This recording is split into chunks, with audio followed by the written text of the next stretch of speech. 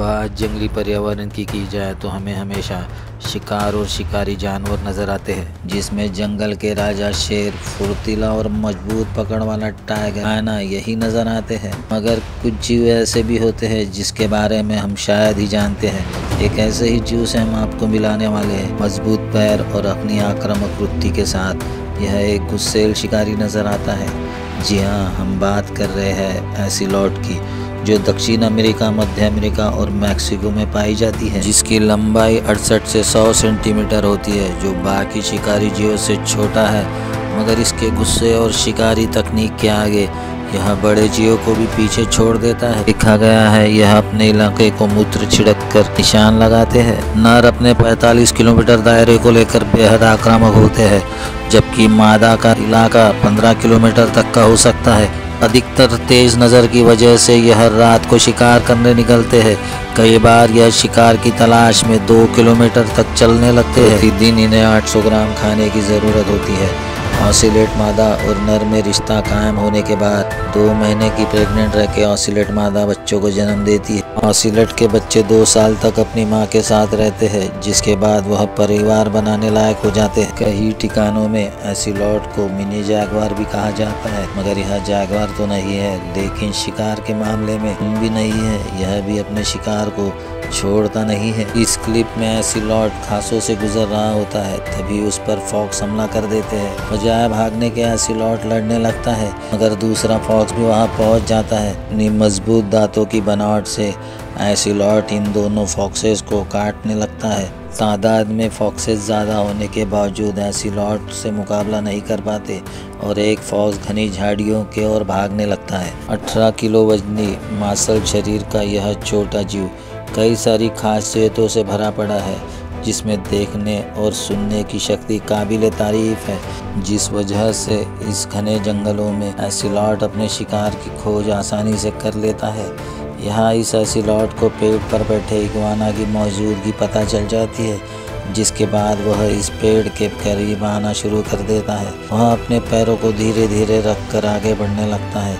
Iguana ऊंचाई पर बैठा होता है, तभी यह एसीलॉट जंप लेके इस इग्वाना को पकड़ लेता है और नीचे गिरा देता है। इस वीडियो को देखने के बाद आपको समझ में आ गया होगा, यह एसीलॉट एक माहिर शिकारी है, जो छोटा ज़रूर है, मगर अपने मजबूत जबड़ों से इस इग्वाना को अपने मुंह में पकड़कर वह अकेले में लेकर जाता है, जहां जंगल के बड़े शिकारियों से अपने आप को और अपने शिकार को बचा सके। कहा जाता है यह एसीलॉट अगर एक वक्त में अपने शिकार को ना खा पाए तो बचे हुए शिकार को वह छिपा कर रखता है, जिसके बाद वह उसे बाद में खाने चले जाता है। एसीलॉट कुछ ऐसे शिकार कर लेते हैं जिसे देखने के बाद यकीन करना मुश्किल हो जाता है। पेरू में एक निजी रिजर्व पर एक एसीलॉट ने एक लाल और हरे मकाऊ पर कब्जा कर लिया है।